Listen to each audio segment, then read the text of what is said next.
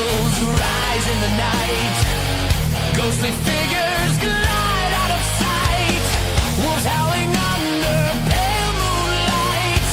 Darkness creeps and grabs too tight. You are falling into the EuroCrypt. There is no escape from the EuroCrypt.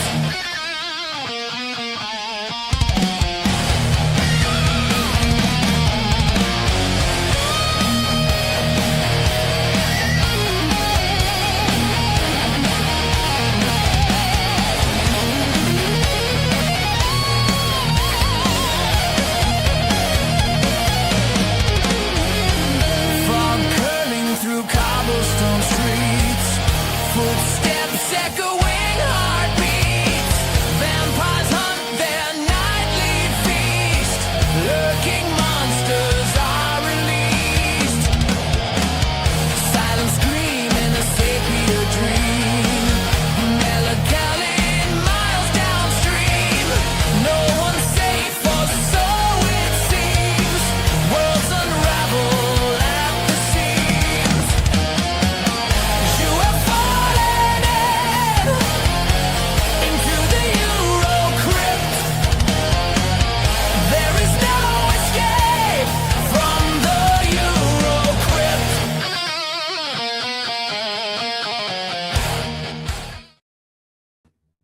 All right. Hey, what's happening? We are back in there like swimwear, man. We got Stone with us again, man. What's going on? Hey, what's up, man? Stone can't That's escape right. the EuroCrypt, man. Yeah, there's no escaping the EuroCrypt. That's He's for sure. falling in. That's the thing. Yeah. All the way in. All the way. No, man. Tonight we're talking about the master of the macabre, man. The originator, the father of Italian horror, man, Mario Bava. Oh, And, yeah. Man, these three we've never covered. So I was like, man, gotta get on the one that started it all, right? Vampiri at some point. Mm. mean- Right. Yeah. Weirdly enough, we've never done the girl who knew too much. Right. The last time I did that was for a podcast, and I'm talking about 4 or 5 years ago. So I had notes ready to go. Yeah. But yeah, I did more notes on top because I really wanna. This is my jam type thing, you know. This is my favorite Bava film. Yeah, You this know, is just put that out this there. is the first giallo to kick it off, and I mean, like the Vampiri is the first Italian horror film of the sound era, Mhm. and then you got the first giallo film. Others argue there's some other ones out there that people argue. Maybe there's one Obsession or some shit like that. I can't. Obsession, yeah, in the Obsession or whatever. 1944, I think it was. A lot of people argue that one, but I don't know, man. And then you got a completely different one that Bava never got to complete. Rabid Yeah. Dogs, you know. Mm-hmm. I'm excited to talk about that one as well. Oh, Jessica in the yes. chat has just said, Right. amazingly, that was like a lost film for a long time. Like 2 Interesting decades. story. Yeah, interesting story. We'll get into that. Yeah. Let's see what's going on in the chat, man. Yeah. See, we got quite a few people in here watching. So good to have everybody in here, man. Yeah, absolutely. Let's see. We got Dead Pig got a new member, JMD 010. Welcome aboard. Nice. Yeah. Oh, yeah. They got the Southern Hermit.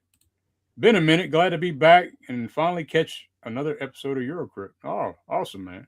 Appreciate that, man. Appreciate you. We got Jessica Gruesome in here. Hey, all excited for this episode, especially Rabid Dogs. Okay. Hey, what's up? What's up? Yeah, we are. We all are. Yeah. All right. Red the Dawn. Did the captain leave Dead Pit? Oh, I think that's no news, really.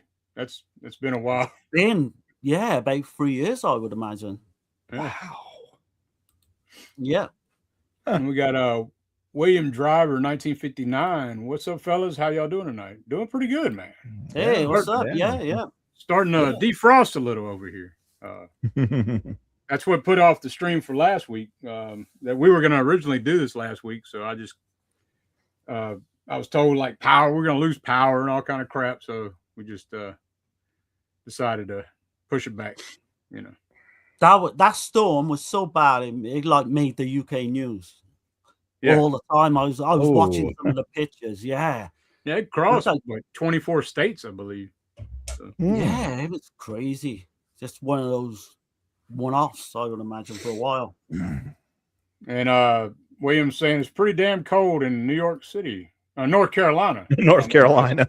Yeah, right now. Yeah. Yeah, man. I've seen that y'all got some bad stuff coming y'all's way, man. Like crazy shit. But anyway, man. Yeah. So I guess we're gonna crank it off, man, with start talking about Vampiri, man. Yeah, I know. I mean, I could go into a whole background on Mario Bava. We've done that. I can give a brief layout, man. I mean, he started working in films in 1937. He was a painter, but he was very slow at painting, so he could never make really good money at it. His father was a sculptor, Eugenio. He was in the film business as well. So Mario was around it his whole life, like, you know. But man, so his paintbrush became the camera, pretty much. yeah. And I'm talking about very creative, especially in this film that we're about to talk about, because he takes he like framed in a piece of glass or something, right? And had gel colors, red and blue. So you'll see in the film when she starts to age or whatever, they shine the light through one of the colors, and it would real time you'd see the transformation of her getting older or younger. I think it's pretty damn because plus, I mean, had makeup artists and shit too, but that's pretty damn cool. He was probably one of the first to use the gel lighting in films, I would imagine. Yeah, I mean, we all know like Argento copied him during the late 60s, early 70s. right. But Blood and Black Lace it's even more prominent in something like Blood and Black Lace, where you got those reds sticking out, you know, and just popping off the screen. This one is an interesting film, the way this came about and the way it kind of ended, because Ricardo Freire was the first director for this. Right. He made a bet. He made a bet, that he could do it in 2 weeks, was it? I think. He made a bet he could get it done in 12 days with 12 days, wow. Goffredo Lombardi.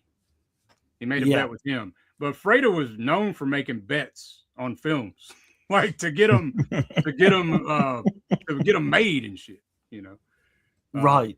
Yeah. That's the guy from Satanas, isn't it? That was his production company. Yeah. Mm-hmm. Yeah. So in 10 days, he only had half of the film done, and he stormed off, threw a fit and shit, and then it was left to Mario to finish it. Like, so. Well, he didn't like the way the film was going because of the police procedural and all that, because that's kind of it definitely starts off that way and ends that way. And apparently Fredo wasn't happy with that, and then he just walked off and left Mario to finish. Also, 10 days he only had half of it done, so he wasn't going to get it done, you know. Yeah. In 12 days, you know.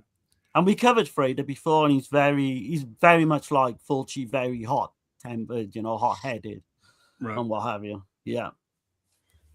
And after he was done with the film, he left his wife and eloped with the lead actress to South America, where they made a couple films, and then they eventually came back, where she did some sword and sandal films with Steve Reeves, like Hercules and stuff like that. That's another one Bava worked on as well. Oh, yeah. So that's Gianna Maria Canali, I think you pronounce it. Yes.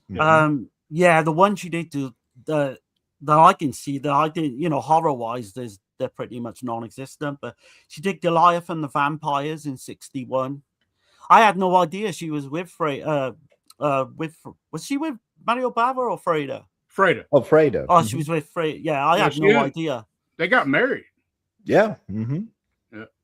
And she is such a beautiful actress in this. She's stunning, man, stunning. She is, man, and she brings it. I feel like this film is kind of convoluted because there's certain shots that don't make sense when you're watching the film. It's like there's something missing, you know, and I think that's just from Bava had to rewrite the narrative of the film basically and change it for the most part to make the film to be able to get it done, you know. Yeah, well, that makes sense really with the production and all that being in chaos probably. Like you'll see one guy, he's got like the scar on his neck, and it's like these Frankenstein looking scenes and shit in the movie, and then he's got like the scar on his neck, and you're like, what the fuck happened to him, you know? But there's only one. That footage is lost, by the way, but it's still in the German trailer. If you can find the German trailer for Vampiri, you'll see a guillotine cutting somebody's head off and shit. Yeah, it's like a couple of seconds, I think it is. But that's how the film was originally going to open up, because it was going to have this one guy gets pretty much execution and gets his head chopped off, very much in a similar vein to like Black Sunday, weirdly enough. But he was going to do, there was 2 or 3 beheadings that was going to be in this, and it was more going to be like a Grand Goodnell, one of the French type killings and all that, but it got toned down. I think that was another reason that he left, because the violence got toned down a little bit. And as a result, it's very, very talky. Yeah, it is. It's very talky, rather erratic. I mean, I was entertained by it, but oh man, even for an 81-minute runtime, I thought it was a bit of a stretch. It is like. That's what I'm saying.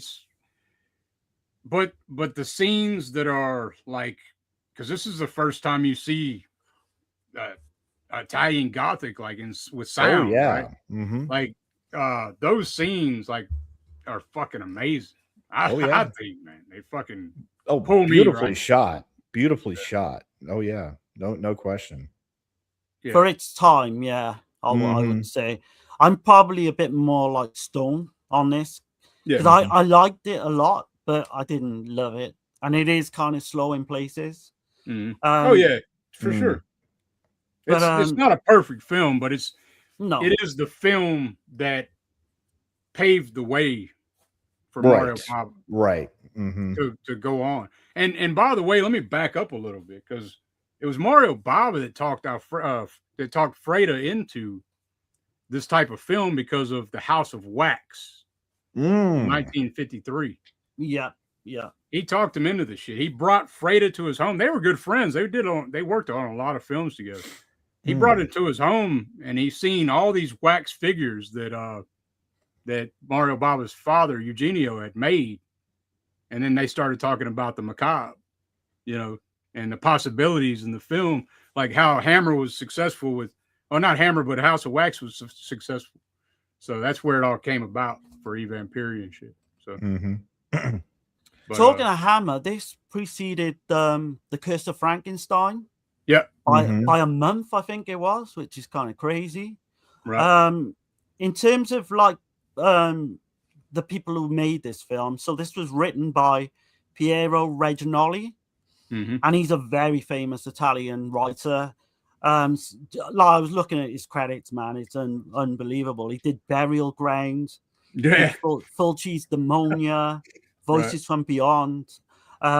He worked with Sergio Martino in Foxy Lady, Patrick Still Lives, Obscene Desire, Playgirls and the Vampire. We recently covered, and that's got a similar vibe to this, I think. Yeah, and then you got The Third Eye from 1966, right? I was gonna say that's probably one of the better ones.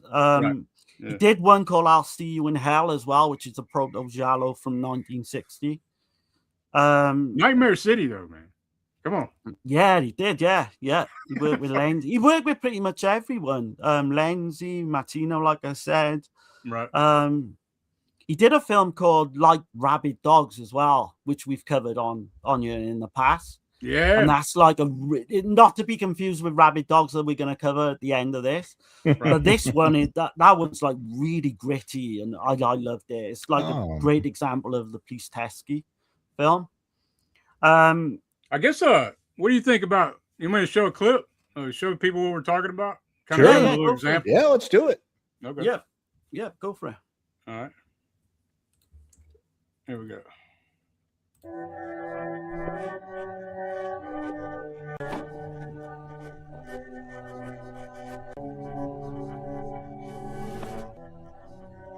Era una donna bellissima e non ha saputo rassegnarsi ad invecchiare. In parte causa di questo fu l'amore per mio padre. No, ti sbagli. Mio padre lo odiava. Non volle mai saperne di lei. Sfido io. Doveva avere molti anni più di lui. Era una donna spietata. Distrusse la vita di mia madre.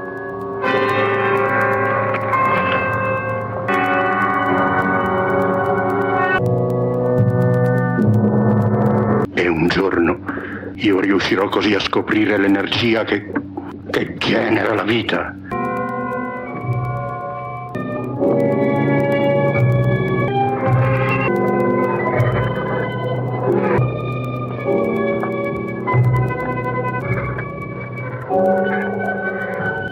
Chi è? Sono io. È venuto il momento. Prepara tutto per questa notte.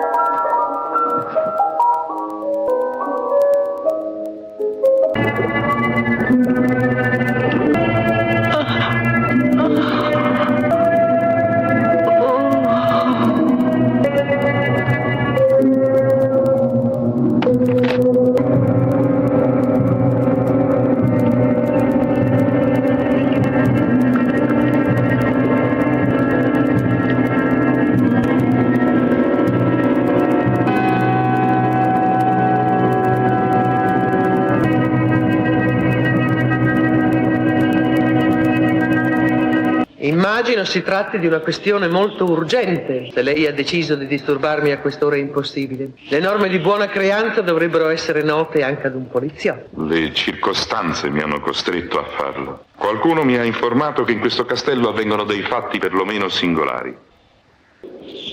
Non riesco ad immaginare che cosa questo signore possa averle detto per convincerla a compiere un simile atto. Wow, you see, Yeah, nice little taste beauty there. Come Yeah, through the some of those screen, pretty iconic, man. Like the breast, you see the breast on the griffin where she's coming down the staircase and all that. Yeah, shit. yeah. And the hidden passage. That's the first time you see like a hidden passageway in a Mario Bava film, which you later see in Black Sunday. And yeah, man, it's just damn, you know. I appreciate the film for what it has done. It's not, like I said, it's not the greatest film. Right. Yeah. But what came after, it's fucking. I'd say if you're an enthusiast of Italian horror, you got to see it at least one time. Yeah. Well, like you say, it started it all, didn't it? Yeah. I was a bit surprised when I looked into the background in that, you know, in the 30s and 40s, horror films in Italy were banned essentially due to the moral and religious and you know, political climates at the time. Apparently, like the last horror film they did was way back in 1921, The Monster of Frankenstein, which I tried to look for and I couldn't find it. I don't know if it still exists though. Interesting. Yeah. But I would say if you're an Italian horror connoisseur, you need to check this out. I mean, for real. The average person, I think opinions will vary. Right. Definitely. Yeah. This is the release I got. This is the Radiance Films. Oh yes. This is probably the best it's gonna get. I mean, unless they funnel out a 4K or something. But I mean, I don't think you need. I mean, this is great. It's got all three cuts of the film. Commentary by Tim Lucas. Oh, good one. And then you got tons of special features on here, man. You got Lamberto Bava talking about Mario Bava, and yeah, man, it's a great release. And the good news is that is not Region B locked, so you can play it on Region A Blu-ray players as well. Okay, I didn't know. Oh, The yeah. way I saw this was on. So weirdly enough, it's an extra on the Black Sunday release from Arrow. And it's a really Interesting. good print, but there's no extras. So I was Right, I'm right. definitely going to get that Radiance. Yeah.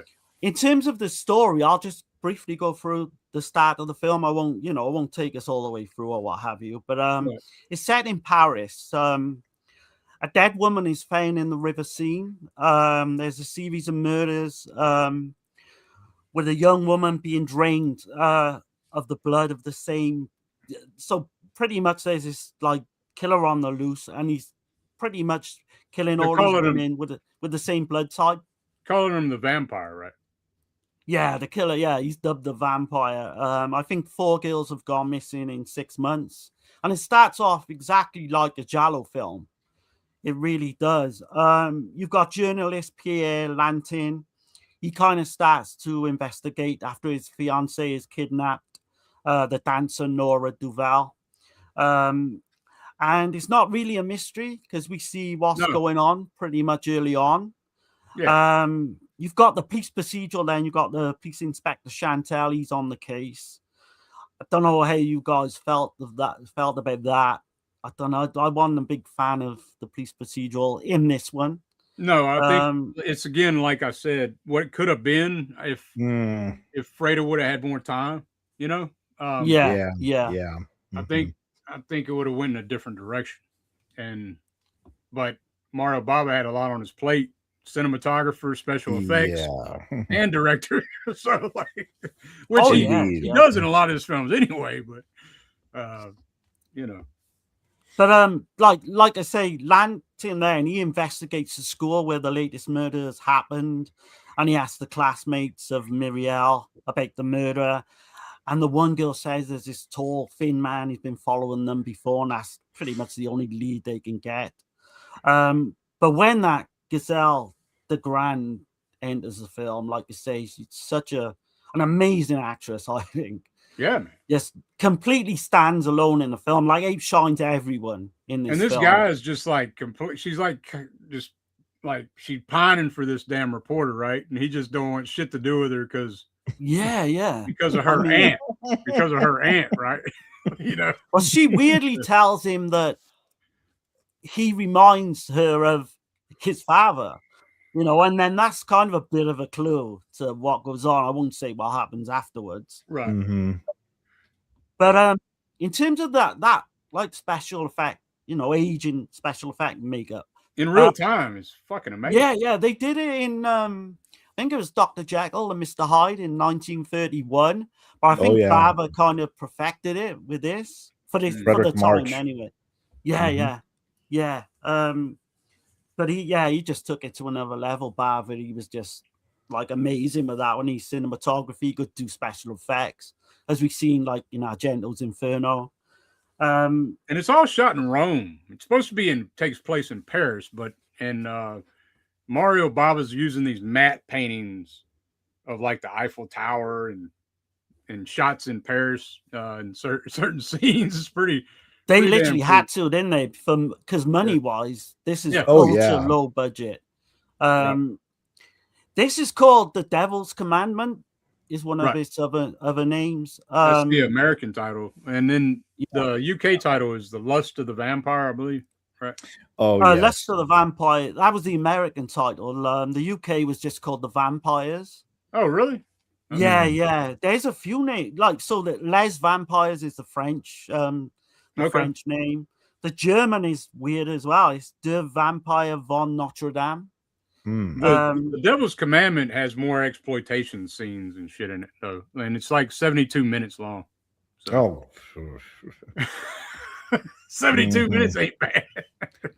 But because of the budget restraints, so Freda had to set the film like pretty much present day in the 1950s just to avoid the cost of going back to like period recreation and all that, which I think it works well for the film. Now doing that, you know, setting it in the 50s, it's kind of different because usually you get this old Gothic 1800s type. but the atmosphere is great. I'd Oh, say yeah. with this, that's where this The one score, kind of too. excels. Yep. Yeah. Mhm. Fucking Yeah. score, man. It hooks me right in. Mhm. I could put this like, I probably won't go back to this as much as I would like Black Sunday, but it's in that same kind of vein, Yeah. Yeah. Yeah. Yeah. It's not as 100%, good by no means, but for what it did, I greatly appreciate the film. So, Mhm. Yeah. Have you got anything more you want to say? Because the score though is Roman Vlad. So he did the horrible Dr. Hitchcock for Freda. He was just a well accomplished composer, man, for Rai TV and for Italian television. Mm. yeah. But no, man, I don't have a whole lot more. I'd say check it out if you've never seen it. It's, if you're in the history of film and all that shit, I'd say check it out for sure. So. But like we were saying earlier about it was going to originally have a lot more decapitations and that. So Frida originally wanted, there's a scene where a character in the film, Signore's head comes off when he's being questioned by the police. We don't obviously, I don't know if he shot it. Paul Muller, right? Yeah. But it was the Fiend, right? It was way too daring for the producers to include it. There was as well so the US version later had an insert of an unerotic rape scene, and weirdly enough, Al Lewis, Grandpa in the Munsters, he was in that scene. He's pretty much doing a body double of the killer or what have you, and he rips off this girl's blouse towards the end of the film. So I thought that was kind of weird, the guy from the Munsters being in it. They're just, completely random, yeah? That would have compromised the whole scene, I think. If he stayed in, yeah. But this was not a commercial success by any means. No, it flopped bad, and Freda thought it was because of the Italian names on the poster. So that's where the pseudonym started. Was from Freda's idea to change the names for now on. So for now on, he went by, what was it? Robert Hampton, right? Yeah. And then Bava went by John M. Old. I think Landsey go by like Humphrey Humbert. I think a bunch of them. It just like after that shit though, that's when it. I think that's when it started, was from Freda. But Mario didn't do that shit a lot, man. He was like, nah, hell with that shit. They gonna know who I am. Oh yeah. Freda said he was at the premiere in San Remo, and everyone was like sat down ready to watch the film. Yeah. But when it came up on the credits that it was Italian, people just left. And Freda, and they said, Freda, they just didn't feel that Italy could have made a good horror film at that time, and that hurt the film. But I think it did better in other countries, not in Italy, though, right? Yeah, right. Yeah. Just not commercially in Italy, pretty much. Yeah. I like it. I mean, it's one, if you're gonna do like a double feature, and for this one, I feel you've got to be in that kind of gothic. It's the first of its kind. Yeah, you've got to be in. Totally. Mood. Yeah. Mm-hmm. The first of its kind. It's well made on the budget they had, and considering the original director left. Just had to pick up the pieces, So. I mean, it's way better than you would expect it to turn out, knowing the production and all that. Mm-hmm. In terms of ratings, again, I don't want to jump the gun. If you guys got anything more you want to say, no, we can rate it, and then I'll catch a chat. I'll catch a chat after that. Okay. Do you want me to go first? Yeah, go ahead. Yeah, sure. For me, it's like, so I'll say it's like a 5.5/6 out of 10. It's a solid film, as I mentioned, but it just doesn't quite get there for me, and it's not one I really want to, I can't wait to watch that again. But it is, I will watch it at some point. Yeah. It's It's not a Mario Bava film, but it's a key film in his filmography. And if you are a Bava fan, it needs to be seen once. I will definitely say that. I'm with you, Darren. I'll give it a 6 out of 10. A very respectful 6 out of 10. It lacks fire. It lacks I think it lacks something to really make it stand out. But I enjoyed it for the most part. So 6 out of 10. Yeah, nice. Well, for me, man, like I said, for what it is, for what it did. Yeah. I mean, it's not by no means going to be a 10 out of 10. There's no way it could be. No. It's too convoluted. There's too much shit going on. You know what I mean? Too much shit. Yeah. And it's not. It don't connect very well. Right. But the scenes that do, for me, it's probably a 7 out of 10, man. For everything that it has done for Italian horror, for the Gothic horror in general. I mean, yeah, man. I got to mention too, she probably inspired Argento, the Mater Suspiriorum. Yeah, you blew me away when you told me that before we come on air.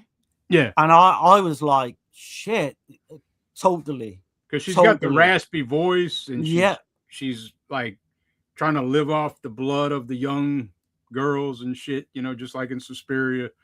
Right. No doubt about it. I mean, and Argento, we know he's a huge fan of Bava. So. Oh yeah, 100%. But yeah, man. Oh yeah. Let me catch the chat right quick, y'all. All right. Yep. We got Maritza Sandoval. What's going on? Hey, what's up? Let's see. We got Adrian James in there. What's going on, man? Hey, what's up, man? Mm-hmm.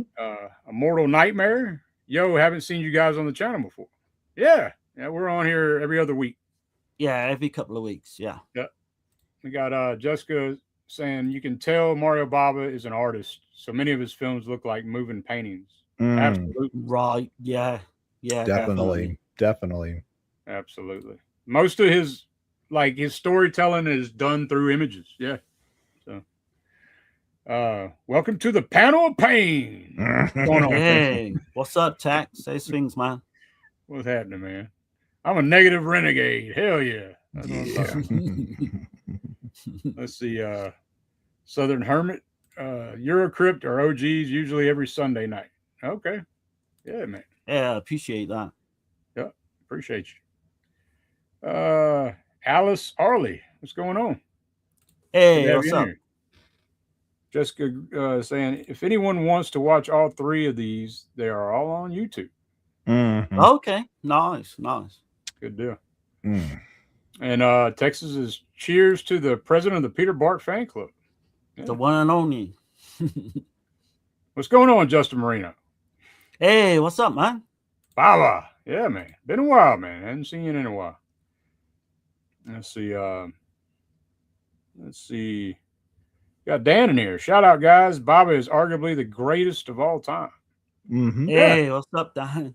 And to me, he is right behind Stanley Kubrick, in my opinion. But as far as horror goes, he is probably the best, in my opinion. So, as an asterisk, some said is that yes, they all are available on YouTube. However, for our next film, The Girl Who Knew Too Much, unfortunately, we saw the Evil Eye version that was released by American International Pictures, thanks to James H. Nicholson and Samuel Z. Arkoff. It's quite a bit different than the Italian original that we'll go into. But yeah. Mm-hmm. Yeah. That's the one. Yeah. I mean, The Evil Eye is a little bit more comedic. It's got a completely different tone. It is. It's got a more comedic tone. And but I mean, this is what everybody considers the first giallo. I know some people argue Blood and Black Lace is the very first giallo. Some people say that other one we were talking about earlier, Possession, or however the hell you say it. but I consider this one the first true giallo film. Okay. It's definitely the most well-known of the early ones. There's a couple. There's one called Hypnosis that was done in the same year, like 62. And I know this film was filmed in 62. It didn't come out till 63. And in some regions, it didn't come out until after Blood and Black Lace and Black Sabbath. So it's got like, kind of a weird, release kind of dates and stuff. But to me, like, this is my favorite Bava film by a mile. I even like this more than, I like. The only thing that comes close to this is obviously Blood and Black Lace, Bay of Blood. I love $5 for an August Moon more than most people should. But it's almost like an official trilogy, I would say. I think, people were saying it's like a trilogy of this, $5 for an August Moon, and Rabid Dogs. It's like an unofficial trilogy of Bava films where, all this shit starts to happen and all that. Different, it goes to different places. This is great. I wish Stoner got to see the original version. Yeah. But I'm still, there's not that many differences in tone. There's a few scenes as well, but in terms of storyline, it's pretty much the same. It's pretty much they do get rid of the drug angle with the marijuana. They do, yeah. And the evil eye. And there's a scene in the Evil Eye as well at the beginning when she's on the plane, and that's completely different. Is that the Kent cigarette scene? Yeah. That makes perfect sense. I think the American International producers, I think they were just trying to push cigarettes instead of marijuana. Just because, that's where all the lobbying money was going back then. Because without jumping the gun, in the version you saw, Stone, there's a scene towards the end on like a lift, like a ski lift, if you will. Yeah, that's not in the original. That was like, what the hell is this? Here's another scene that I'm gonna go ahead and play. I'll play the clip that's in the Evil Eye that I do appreciate. I do appreciate this scene, but it's just. Of course, I have to do a little clip of it, but this is one that I do appreciate for the Evil Eye. Here.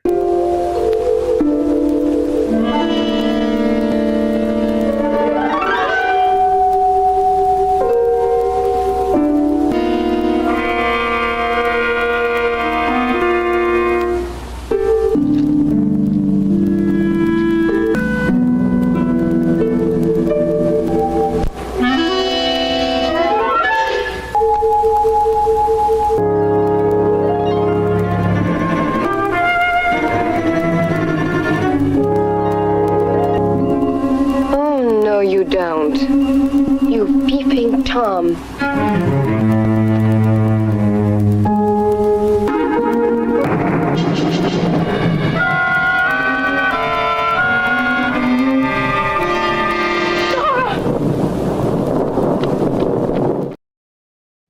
That's one of the best scenes in the movie, actually. That's Mario Bava, But it's like Darren was saying with that ending. I mean, they're on a lift and this guy just starts shooting randomly. Like, what? What is going on? Don't she witness another murder or something, doesn't she? If I remember rightly. I can't remember. Yeah. It's weird because we'll come into it anyway. We'll come into the original ending too. There's also a scene where there's like a big man chasing her or something, right? In the arena. Yeah. Like the stone arena shit or something. That wasn't in the original either, right? No. Don't make sense. Oh, I wish I saw the original now. Well, I want to touch upon obviously the actors in this. So you've got Nora played by Letitia Roman. You want me to show the other clip, Darren, right? Oh, you can do that, if you want. You can do that now, or you want to wait? I can wait either way. Go for it. No, okay. Yeah. All right.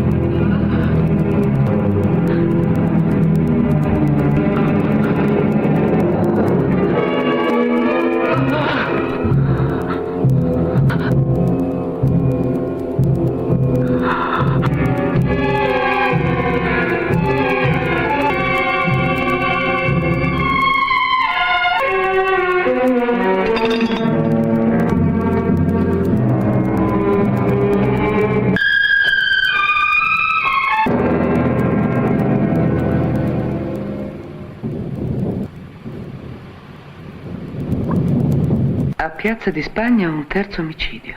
Emily Craven, la ricca ereditiera americana, pugnalata. L'assassino sceglie le vittime fra le donne giovani seguendo le lettere dell'alfabeto.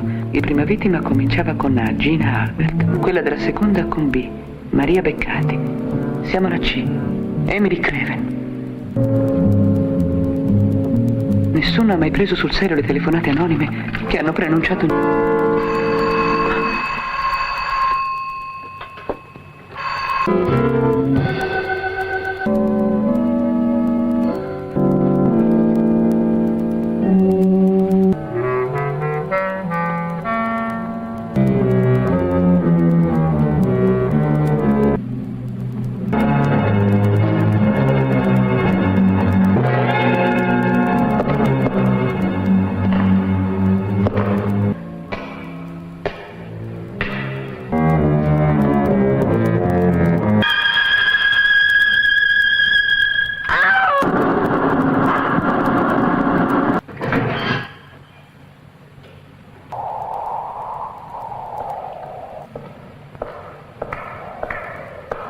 Venga avanti, signorina.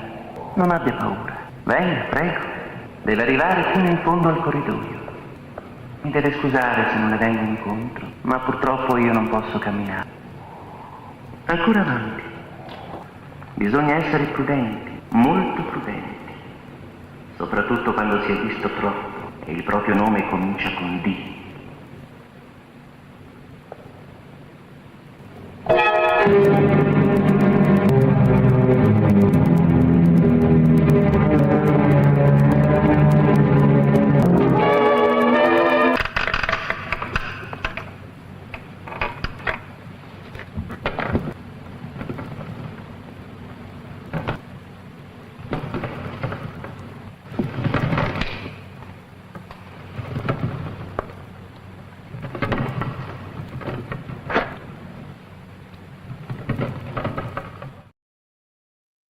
Man, that shit's so Nice. good, man.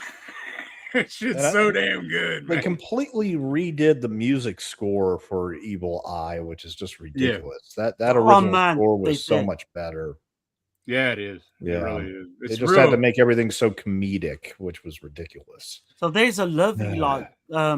it's kind of like a song, isn't it, that plays right in the original, that's not in the Evil Mhm. Eye.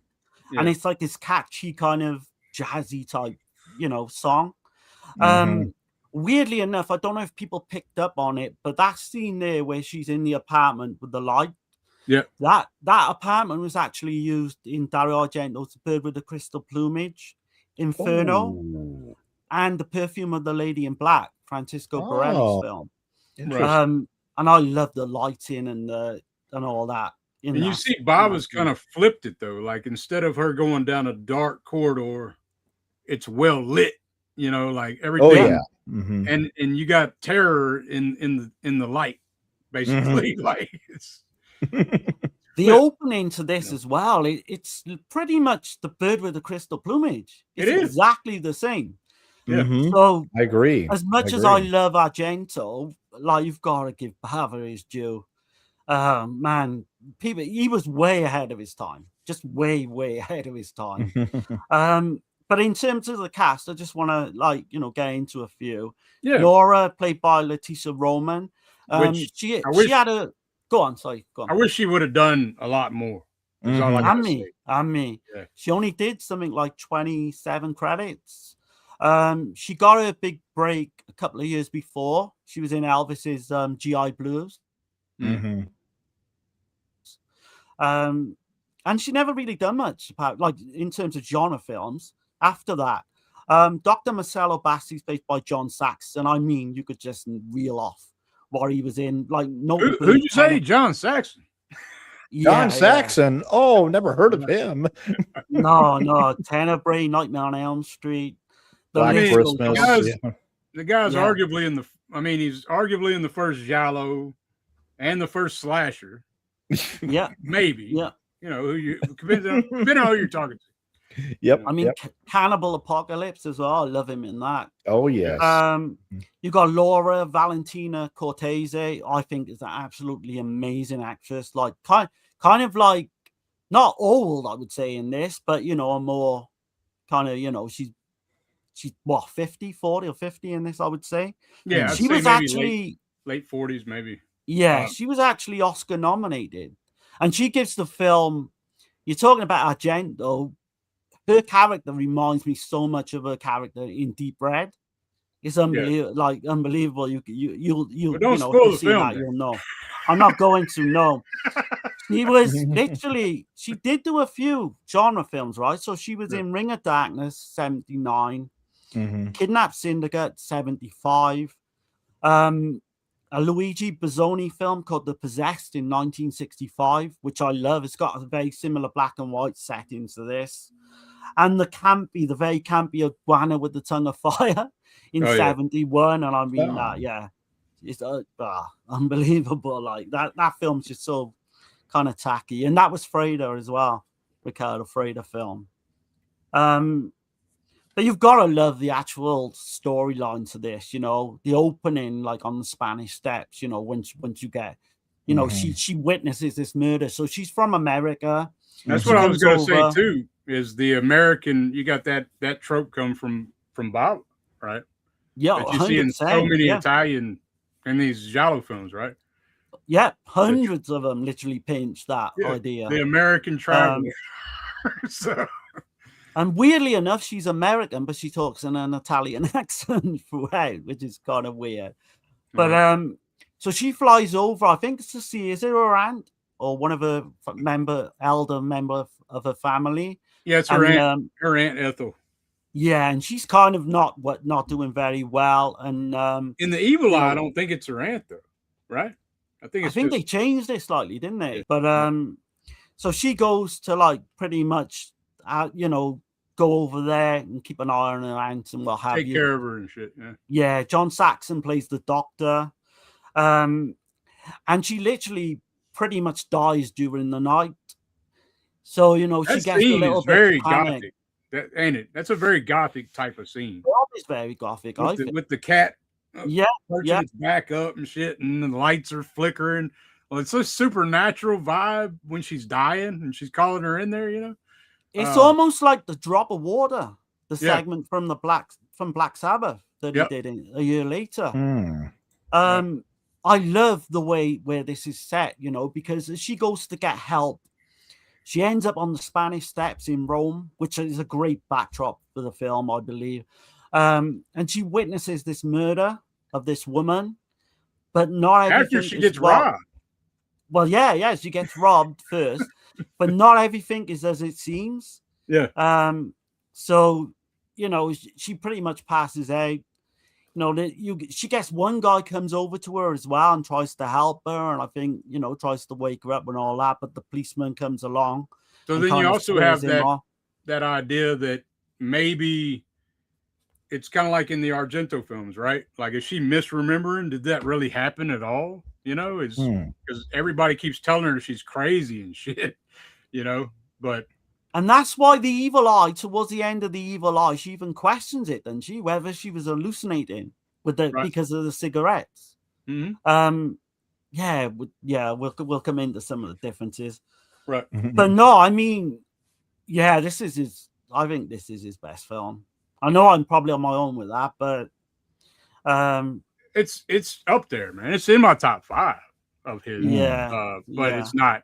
To me, it's not as. I mean, I could see how it could be though. I mean, the way it's shot. I mean, there's not a bad angle on Letitia Roman. Like, I mean, talking of stunning actresses as well. That's what I meant. I wanted to see her in more Jolly. This is the only one, right? That she's in. Yeah. There's that scene in this as well where she's on the beach in a bikini, man, and she looks fucking. That's amazing. An odd little scene too, though. Right again, played for comedy, isn't it? Really. There's a lot of odd little scenes in this movie. I mean, when John, go ahead. Sorry. Oh yeah. Well, I mean, Bava's clearly inspired by Hitchcock because there were two movies called The Man Who Knew Too Much. But my lady friend and I are in absolute agreement that there was a very strong Carnival of Souls vibe to it as well. Yeah. I can see that. Very, very interesting. I mean, and we were just looking at the physical media availability, and unfortunately, it's now sadly out of reach. I mean, I know in England it was put out by Arrow, and Yes. that Oh, version is out of print, really out of print now. And as Petite mentions in the chat, is that the Kino Lorber version is you have to pay $100 for it now if you want it.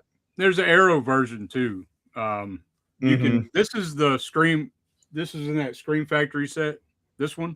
Oh, that's probably going to be the best way to get it at this point. I was going to say, Stone, if you're thinking about getting it, then I think that set's 150, but you get like how many films in it? Like 10? Like 12. Yeah, like 12. 10, yeah, 12. like a dozen Okay. films. Yeah, that would be the way to go, honestly. Oh yeah, for sure. Yeah. For sure. I did I did just buy the Arrow, so I got it on its way. I bought it off of eBay though, so I had to strike a little deal with somebody to get it. But, it's like it was kind of pricey. 3-disc set as well. It is worth it. I mean, you get like a nice booklet too with it, and I don't know if people can see that. It's just text, but hell yeah. But yeah, what I like about this as well, so she pretty much reads all these kind of murder mystery books, going back to the Giallo, the yellow covered type books. So there's a big nod to Mondadori, in this as well. In terms of, it's got a very similar vibe in places to Deep Red. The Hitchcock thing is massive because it's got that noir type feel and look to it as well. I love the idea though that she reads all these mystery novels, so she's more prepared than the average person. You know what I mean? Right. Yeah. So like that scene where she's setting the booby traps and all that shit. You'll see Martin Scorsese do that again in Cape Fear. He did, yeah. So, but it's crazy because everybody's like, so, and the idea that they keep telling her, do you read murder mysteries and shit? Like, and she's like, yeah. He's like, stop reading them. It's kind of like precursor to the video nasties, right? It's like you read these murder mysteries, so that's why you saw this shit happen. It's that whole bullshit ass idea.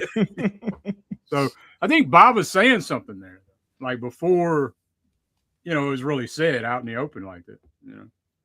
The thing is with that first murder as well, where she pretty much wakes up the next morning, and there's no murder victim there. Everything's kind of been washed away, like no blood. All the blood's gone. Yep. So it all goes back to like a murder case that happened in pretty much exactly the same spot 10 years previously, and there was a killer going around called the Alphabet Murders, where he was killing victims, or they were killing victims.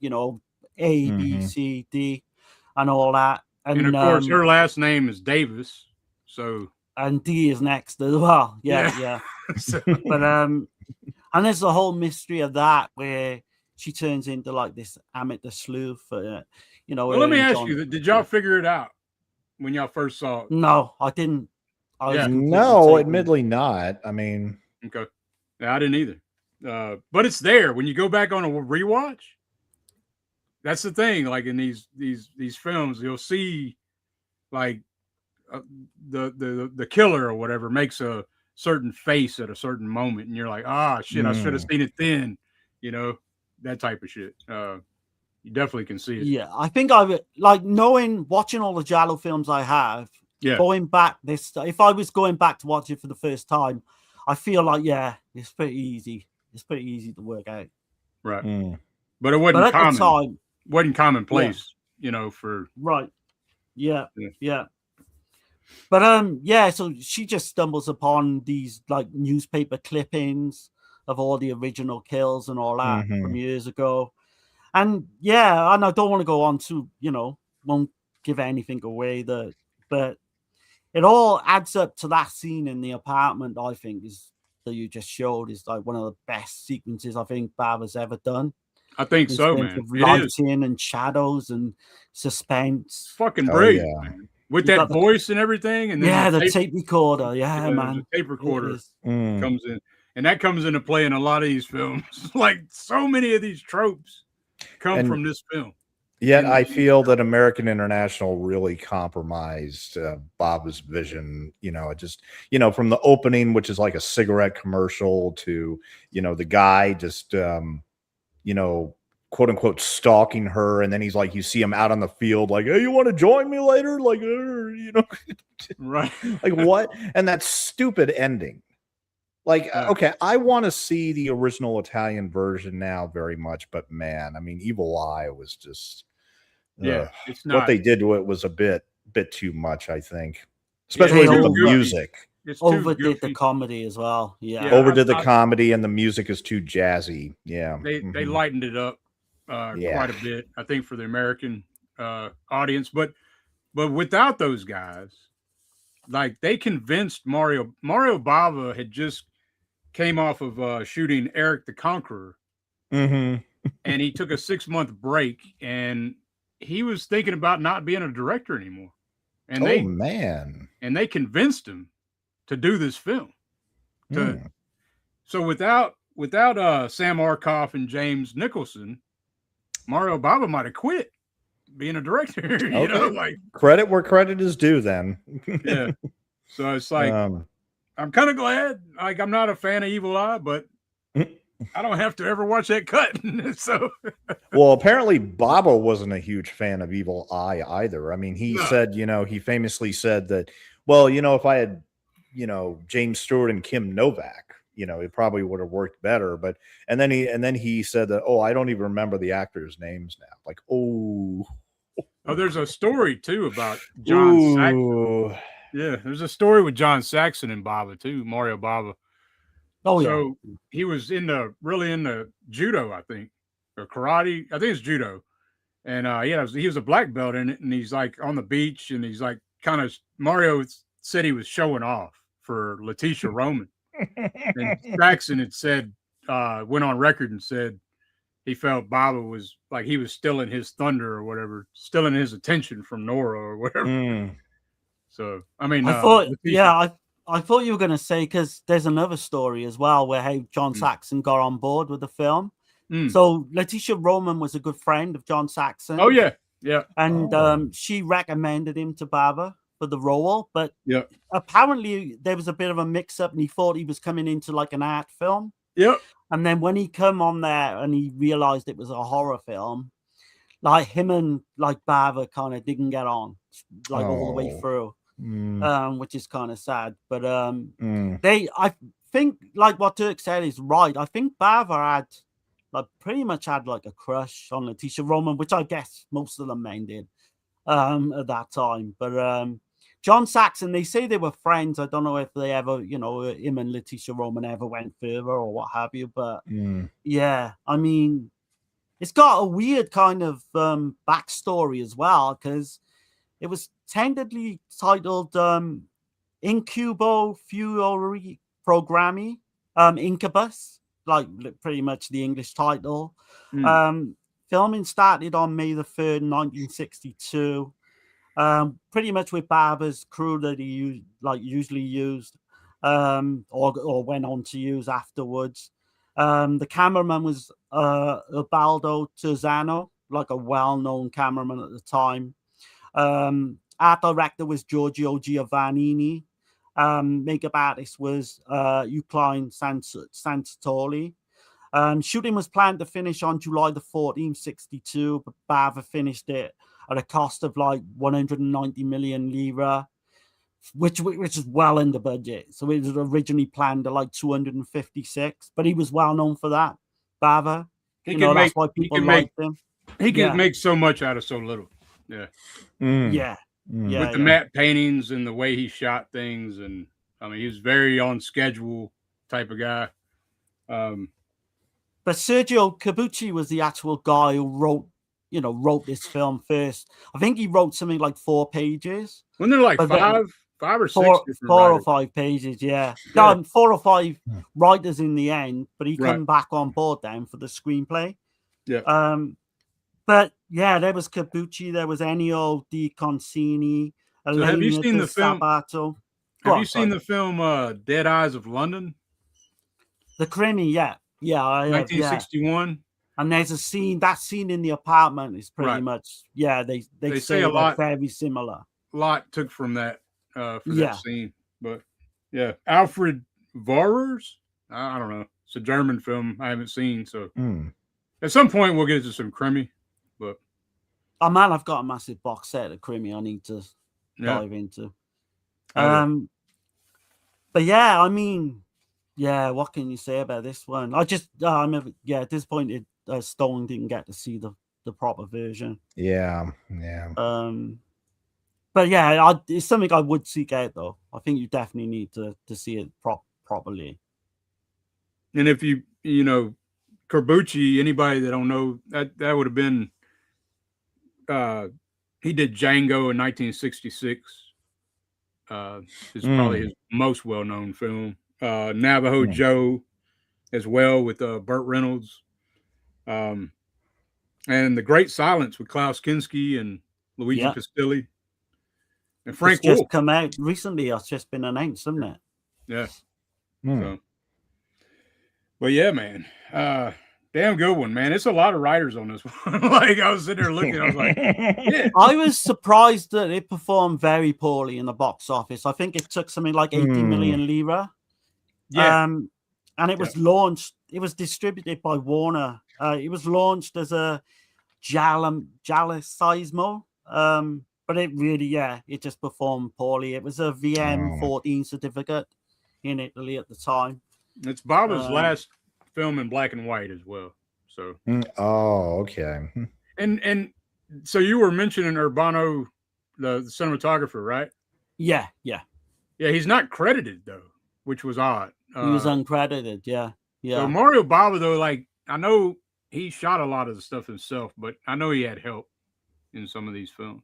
So, but the poster for The Evil Eye highlighted a non-existing supernatural element, and I think the quote on it was like, "Look deep into the evil eye, to the twilight world of the supernatural," which is kind of weird as well because there's nothing really supernatural. Do you know what I mean? Certainly in the original version. I guess that scene with the ant and the shit with the painting, that's it. Yeah, I don't know. I don't know. Right. Yeah. But yeah, man. Check out The Girl Knew Too Much. It's a masterpiece, man. In my opinion. I think it's it's not quite a 10 for me, but I think it's definitely a masterpiece. Kind of like a minor masterpiece, but yeah. Yeah, man. For me, it's an 8 out of 10 for sure. It does. The ending to the original mine is a little bit on a comedic note. I won't say what happened. It is a little bit, yeah. But but I like it because it just touches upon it. It doesn't like it's not thrown in your face type. But all Mario Bava films have this dark humor to them, like undertone. Like in every Mario Bava film, there is a dark humor. Like it's not on the nose. Like there's a lot of things he's doing that it's not spoon feeding you the shit. But yeah. Well, look at Bay of Bloods, and then you've got the ending to Black Sabbath with Boris Karloff, like in the fake horse he's riding. So, I mean, yeah, I'm not a big fan. I hate it when Argento tries to do comedy. He's not good at it. No, it takes it down a touch for me. I like Bava's humor. I get it. I mean, the part to this is slapstick comedy when her and John Saxon are like bumping heads and all that. It's fucking horrible to me, that shit. Yeah. Oh my God, yeah. I try to think of the context of the time, though. You know, I don't know. It was just too Americanized, really. It was. I'm going to give Evil Eye a 5.5, just because. I mean, there are some great. There's still a lot of good moments to go in unscathed, but it just makes me want to watch the Italian version even more. And unless you can't stand subtitles, I would say avoid the Evil Eye version and just go for the original. Oh yeah, you've got to watch the original version. Yeah. Like anyone watching this now, I know a lot of people would just want to go to Evil Eye just because they don't want to read subtitles. I mean, You know, Yeah, I know. you could do that. You know, you Yeah, can you kind of could. see what's going on a little bit, but But just I like definitely think people should watch both versions, just Yeah. like out of curiosity. Oh yeah, but- fair enough. Yeah. Mhm. Yeah. But just from that one clip that you showed, I mean, just the music was better, the tone was better, the mood was better. I was like, it just it crushed. Comparably Yeah. speaking to the, all the bumping heads and the cabs and the God. right. Oh, just keep the Kent pack. Yeah, whatever. I love the way it plays out as well, without giving the identity of the killer away. Mhm. There's like a little twist in there as well, which I like, which is pretty much the same as the Evil Eye version. There's no different, okay. reveal to the killer or anything like that. Yeah. Mhm. But for me, like, it's gotta be a 9.5. But it's my favorite Bava, so, and I think I give Blood and Black Lace a 9 or a 10. So Mhm. Yeah. you can work it out. But that doesn't mean, do you know what I mean? I can always appreciate that Blood and Black Lace could be a better film. Oh It's yeah, not yeah, my favorite totally. film. Do Mhm. you know what I mean? Yeah. Yeah. But yeah, it's a 9.5 for me. Yeah. Okay. Yeah. Like I said, it's 8 out of 10 for me, man. Okay. Mhm. I can But, see that. I can see that as well. Yeah, man. I dig it a lot. So let me catch the comments right quick. Mhm. Yeah, go for it, man. Go for it. Yeah. Let's see. Southern Hermit. Wait, I missed something. Oh, Dan said, I will buy a Negative Renegade shirt. Oh shit. Yeah. Yeah, man. Southern Hermit says, Dirk, what's your favorite Stanley Kubrick film? Oh, that's The Shining by far, for sure. No doubt about it. Alan Man 3956 says, digging the show, y'all. Just started watching recently and enjoyed the Lamberto Bava set reviews. Awesome. Appreciate Oh, nice, man. Thanks a lot. it. Francesco, what's with the ending in this film censor? What's with the editing? Is this film censor? Well, that's just trying to narrow it down, not to get copyright and shit. So that's basically what that is. Mm-hmm. Let's see, viewers. I don't know what that is. Animated Planto. I don't know.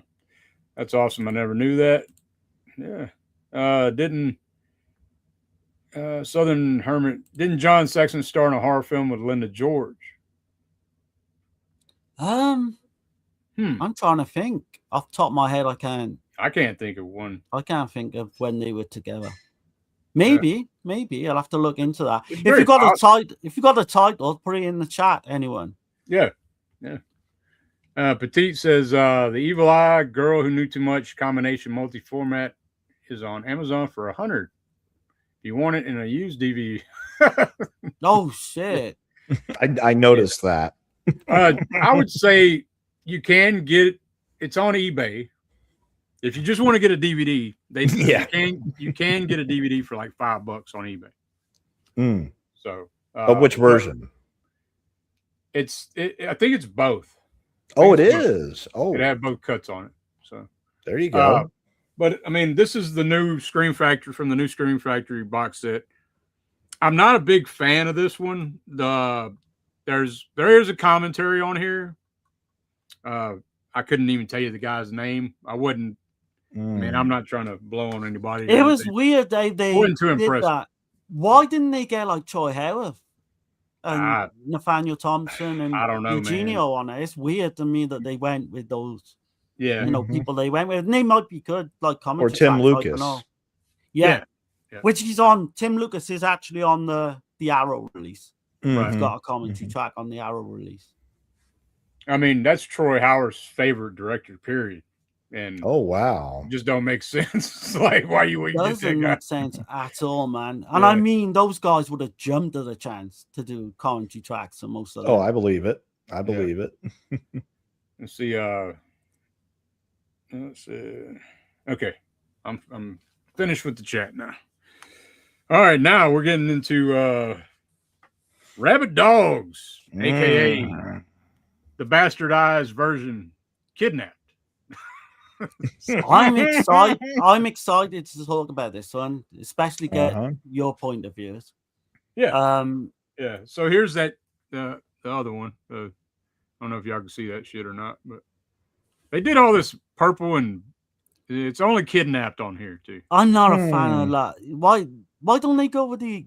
I know this wasn't originally released. Well, until this the I 90s, flipped the art, so it's they like could have done better, commissioned art or something for it than that. They kind of shit the bed on it. But that's Scream Factory for you. But yeah, so here's the flip side art or whatever. It ain't much to it. I mean, no. You think they could have got one of their artists in to do a lot better, updated, kind of jazzy. Well, a lot of people left them, didn't they? I believe. Yeah. But it is the way to go, man. Like you say, that 12-disc set. It had 3 you can't films. go wrong, really. It had 3 of Bava's films I didn't have, so. Yeah. So. And Arrow evidently put out Rabid Dogs way back in 2014, but that's out of print, unfortunately, as well.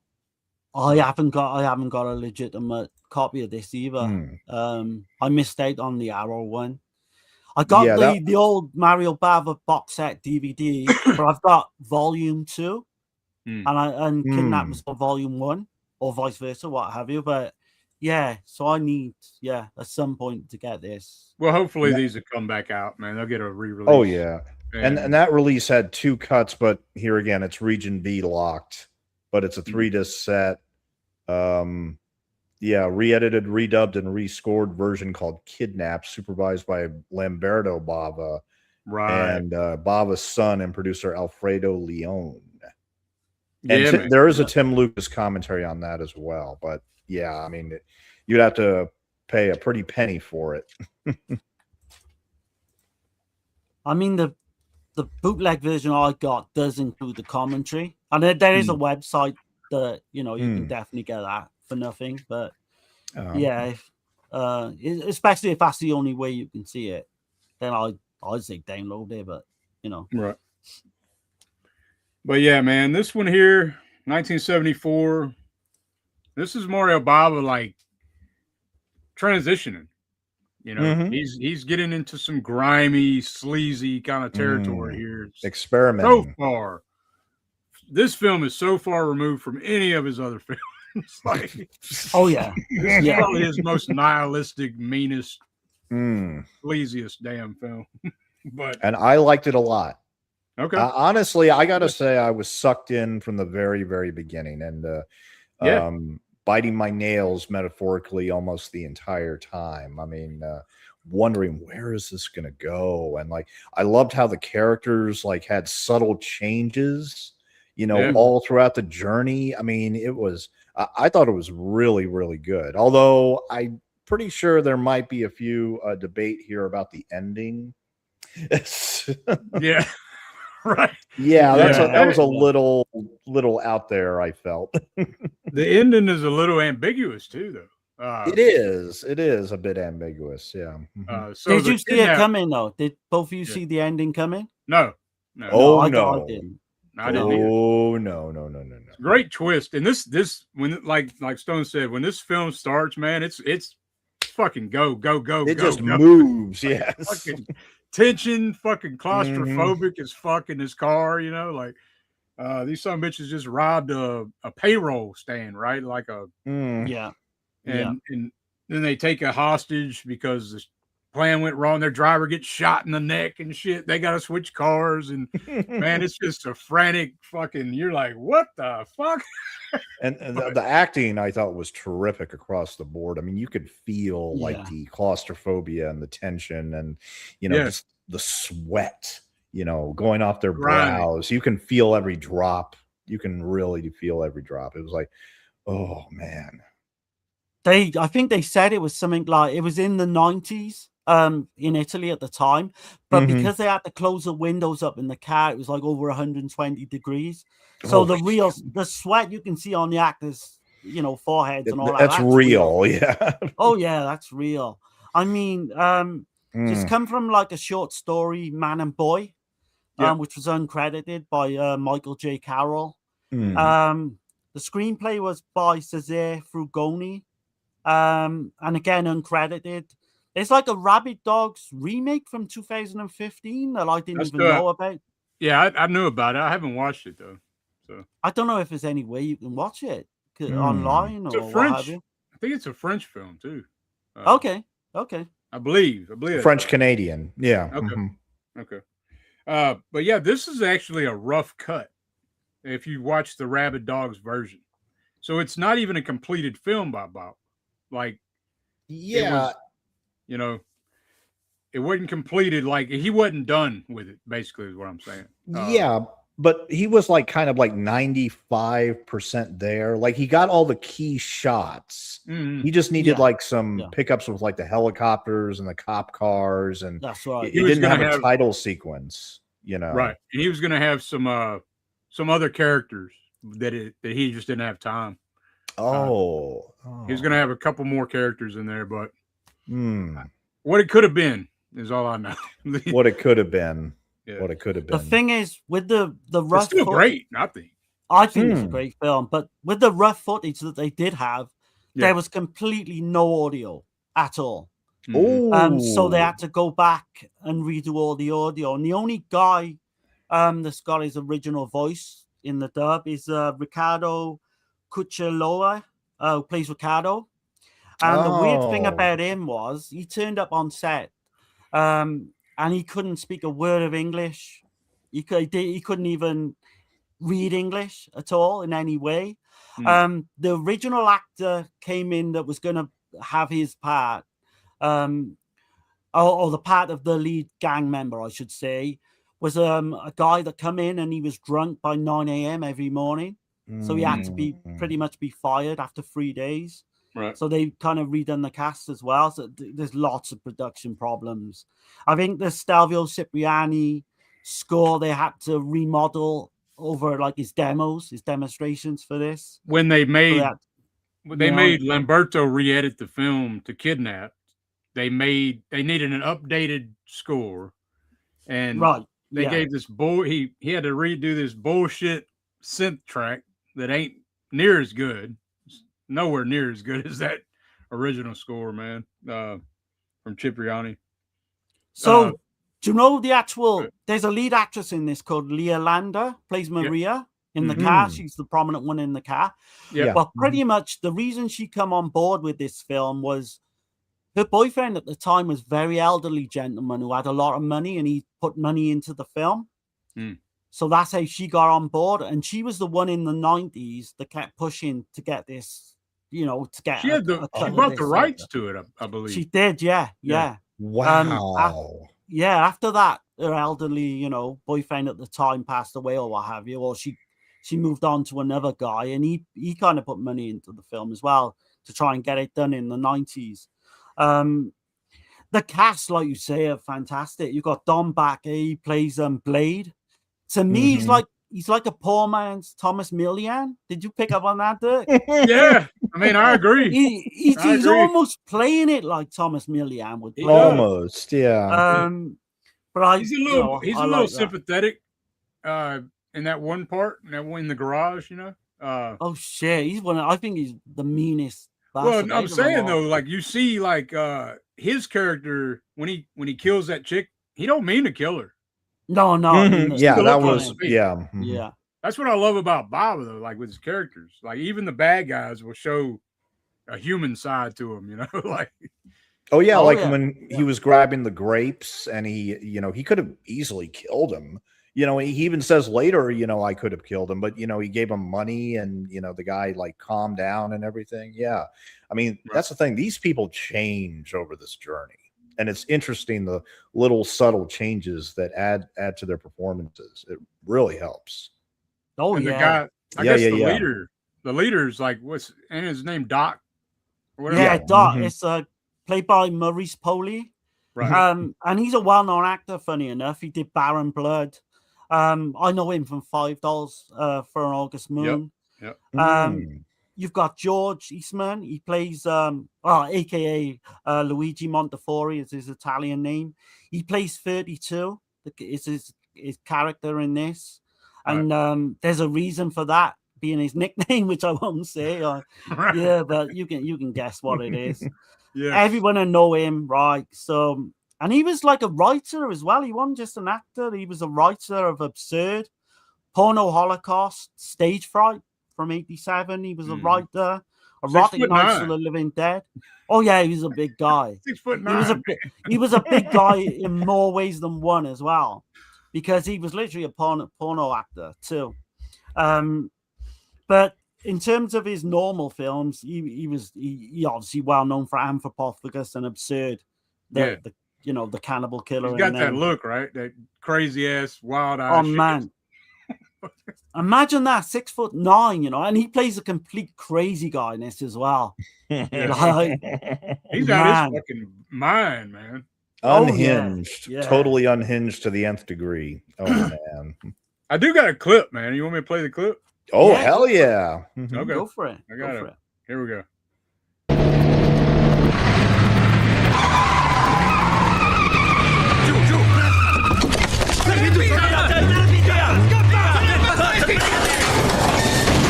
Polizia, per favore.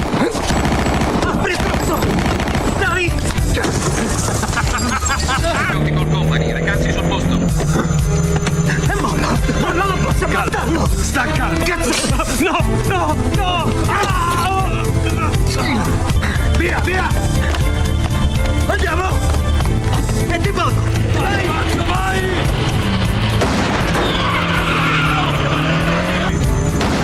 L'hanno beccato, porca puttana! Spostalo!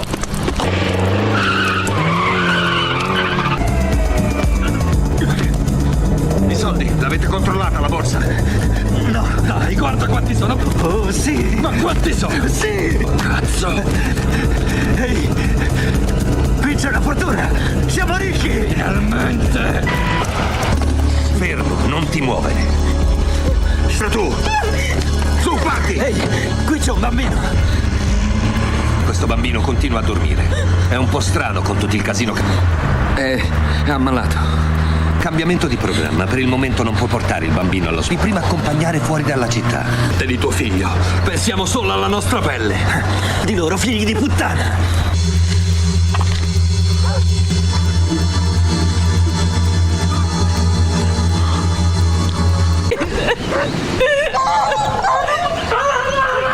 Salve, bella.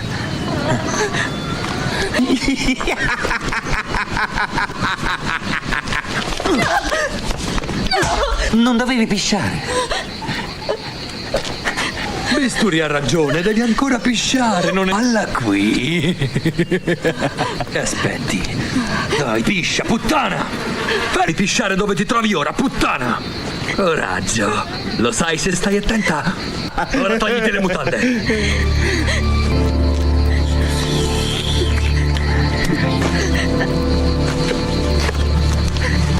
Così, brava, adesso allarga le gambe.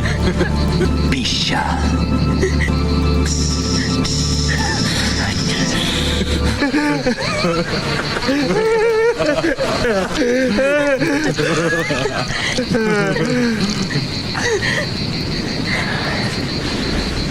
Schifo, siete dei morti! Sapete cosa ho scoperto? Questa non porta nemmeno le mutande! Guarda!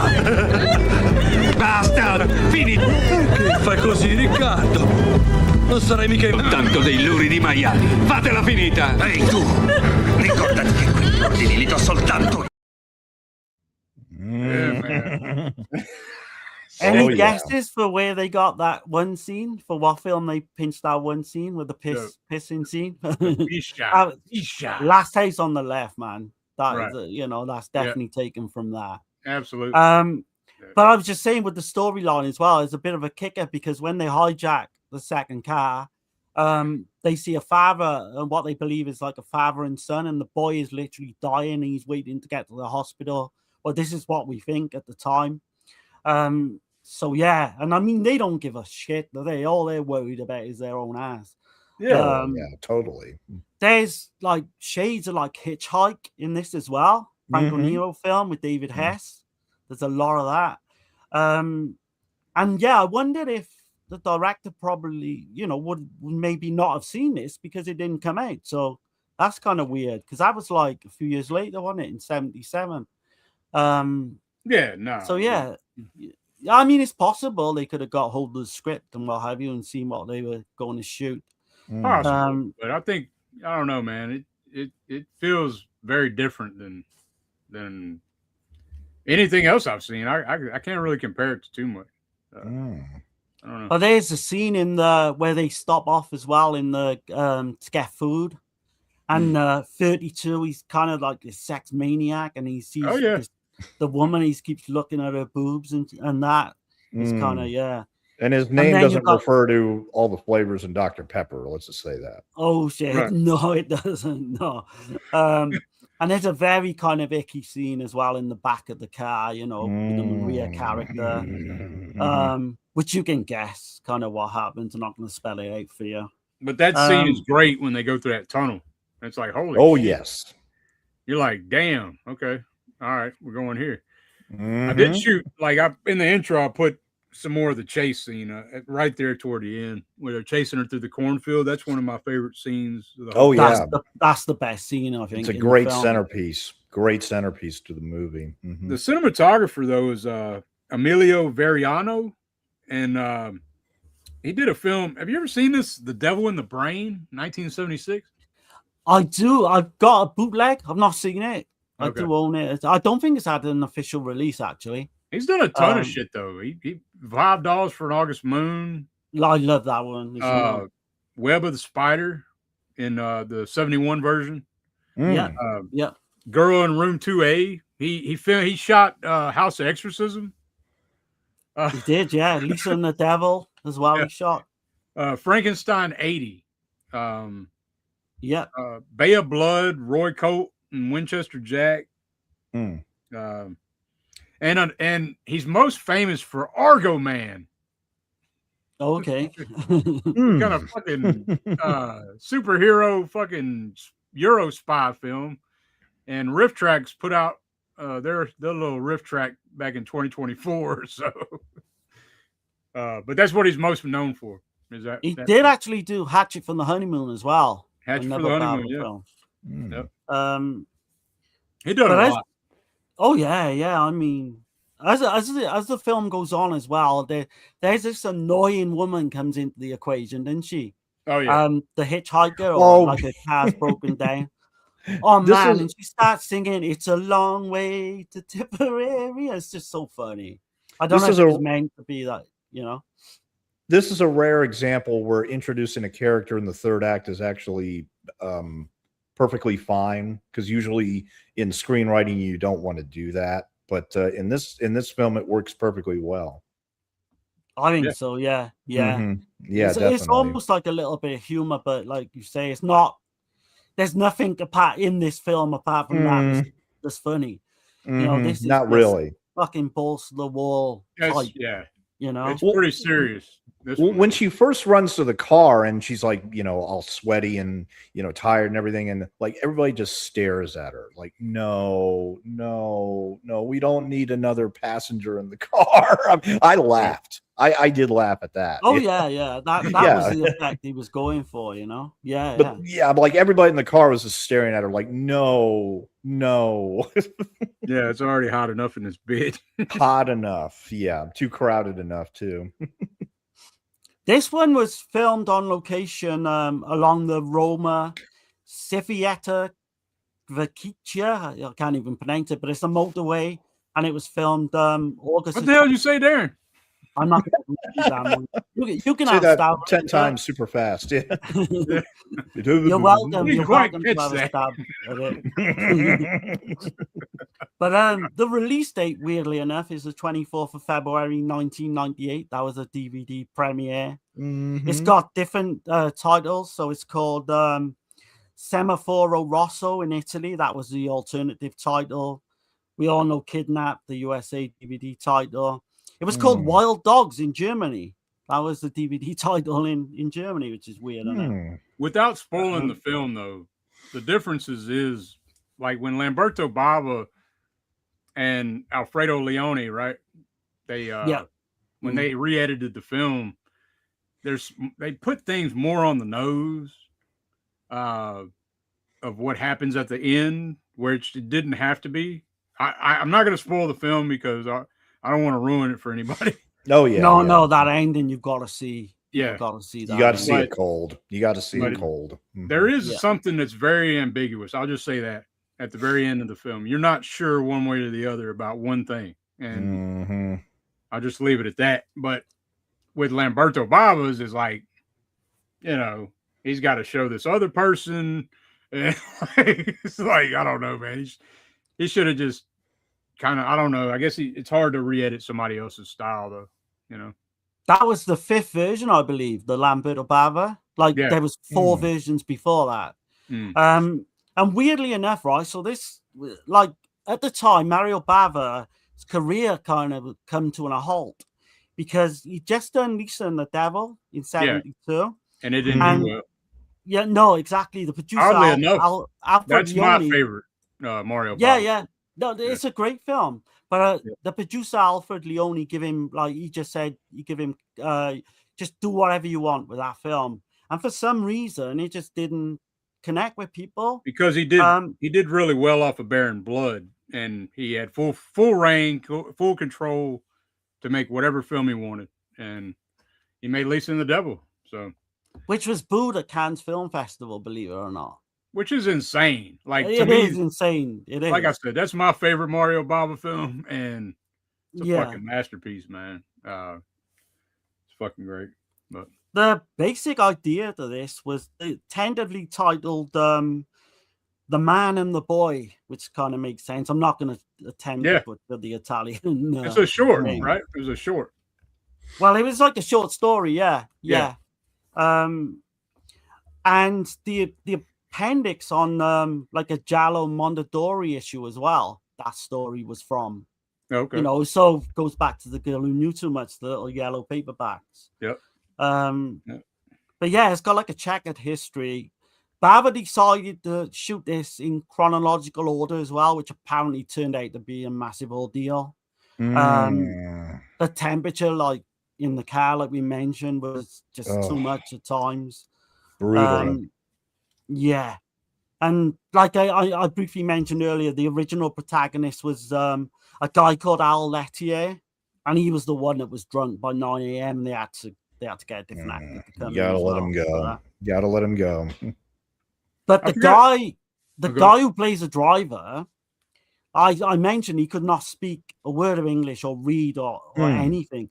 So what they were doing, they were literally putting up Italian type like on the windscreen and shit, so he could read that, which is you know, I think he does a good job considering, you know. Oh yeah, sorry, he's Dirk, a damn good actor. what was you gonna say, Dirk? Sorry, man. It's straying off of this a little bit. I did want to mention that Mario Bava technically directed the very first science fiction Italian film as well, called "The Day the Sky Exploded" in 1950. The year after Vampiri. He was uncredited. Yeah, he was uncredited for that one. Weirdly enough, like, because then with Bava, he was given a contract to go over to America, and he completely said, "No, look, I'm just gonna, I'm happy here in Italy." He could have been big. He didn't want to be famous or anything. Yeah, he didn't want to be famous. Wasn't he gonna do King Kong at one point? Yeah. I think that was the film he was going to make him. He's going to go over there and make it big. Where Argento tried to go over to America and make it big and completely fell on his ass. Bava was not the type. He just didn't want fame. He just was happy doing his little films in Italy and what have you. Even though Italy didn't embrace him, though. Like, so the rest of the world did. But it was Italy that wasn't a big fan of Bava at first, you know? Which is kind of crazy. The reason this film halted, though, was I think it's La Jolla, one of the producers, went bankrupt. Yeah. When the film I think was called, there's so many different titles, but another one was called 9 a.m. Red Light. Yeah. And eventually it was called Can Arabatini. I also seen Traffic Red Light. Yeah, I've seen that as well. Yeah. And it was shelved during post-production pretty much because the guy just run out of money. It's just crazy when you think about it. The kidnap version is definitely watered down. I've not seen that version. See? Yeah, it's a watered down cut of Bava's vision. It's the Rabid Dogs version is way more gritty and grimy and raw. You know what I mean? I don't know. That score doesn't work for me. The kidnap version. And the kidnapped version is what's on the box set. Yeah. And what's disappointing is when I looked at all the titles on the box set, they don't have Blood and Black Lace there. No, it's not in there. That's crazy to me. Why don't they have the two versions of the films as well? I'm guessing Arrow, because Arrow got the rights to Blood and Black Lace. There's no reason to put that box set out, really, if you can't get them all. Do you know what I mean? That was a cash grab. Cash grab. Yeah, definitely. No, I'd rather get the original Rabid Dogs version than Kidnapped, which sounds like it was just butchered almost. Yeah. I think Lamberto Bava and his son, actually, Roy, they tried to get possession of this film and they went through the courts and everything and failed. Well, obviously, you know, it must have been during the 80s and early 90s or what have you. It was screened at Milan's MIFED Festival in the winter of 1995. Yeah. And that's where Dirk said that's got the first time it was seen. Yeah, that's the Red Traffic Light title. It was under that. And I think they had like a German journalist, Peter Blumenstock was the guy who put the money behind that one. But yeah, it was weird. They had to start all from scratch with the same recordings and doing the dubbing. And this didn't really even get a release until like 2002, right? I think there was like a grey market DVD in '98, I believe, but not America. properly, no. I think in America America it was 2002. Yeah. It was shown at the 14th Brussels International Film Festival in '96. So there was like bootleg versions going around. But I didn't come across this until, I want to say, only about 10 years ago, if that. So, it was a lost film for so many years, man. Well, I mean, the first time I saw it was when Kino put it out. Yeah. Yeah. Whenever that was. But, no, it's, and that's not even the best version. That's the kidnap version. Right. Yeah, that's when it's in a big box set. That kidnap version's in the big original box set as well. Which I, for some reason, only got one volume of that, which is weird. But this, I'm sure, this will come out at some point because the version I did see, I presume, is the one on YouTube as well. It looks really nice. It doesn't look bad at all. Right. So I can imagine, like, your Blu-ray version looks good, yeah, Dirk? Yeah, and like I said, don't get me wrong. Watching Kidnap it's not bad. Like if this is all you ever saw, you'll be like, okay, this is pretty damn good. But when you watch the Rabid Dogs cut, you're like, oh shit, I see like the difference. Like it's just, man, it's just too. I don't know, man. It's more tense. I'll put it that way. In the Rabid Dogs. Tense, yeah. So. The more I see from Bava, though, the more I like. And you think about it. The guy this is completely out of his ballpark. Like this is this is Italian crime film. Adapting and fucking making a badass film like he does, man. So many different genres, man. Look at like $5 for an August Moon as well. Even though that's like a giallo, it's got like a scientific type, like a sci-fi kind of element to it as well. Right. He just completely nails like pretty much everything he's done. He's the one director I would actually say, I've not seen all his stuff, I've only seen his horror stuff. There's not a bad film. There literally is not a bad film. No. And more being put out too, he's got that. I know you probably aren't going to get it, but I'm probably going to get that Danger Diabolic just to do it, I want to see it. Yeah, I might get it at some point. Yeah. But no, man, very, very crafty Mr. Bava was, man. And everything he brought And gave pretty us. much like Fulci, they wasn't recognized in their own country like they should have been. Right. Like, it's weird how it takes like them dying. And I know you got the advent of DVD and we see in better prints with the Blu-ray 4Ks and all that. Right. But these guys, or certainly Fulci, kind of knew how people felt about him before he died because he did that one convention, the Fangoria. But Bava, I believe, didn't. It's kind of sad to me because he would have been like an absolute fucking superstar nowadays. The guy is just unbelievable. Unbelievable. Let me catch a chat right quick. Yeah. Let's see, where was I at? You got I think fucking Shit Factory from Texas. Yeah, fucking Shit Factory from Texas. Fucking Shit Factory. Says it all. Fucking Scream Factory or Scheme Factory, as Dead Pig said. Oh yeah. Jessica says, I've never seen a Mario Bava film like Rabid Dogs. The characters are fantastic. The cast really sells it.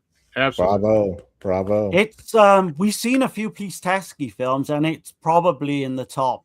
It's gotta be in the top 5 I've seen. It's up there, yeah, for sure. Yeah. It's right there with Almost Human. I mean, yeah. I mean, you can do a double bill with Almost Human.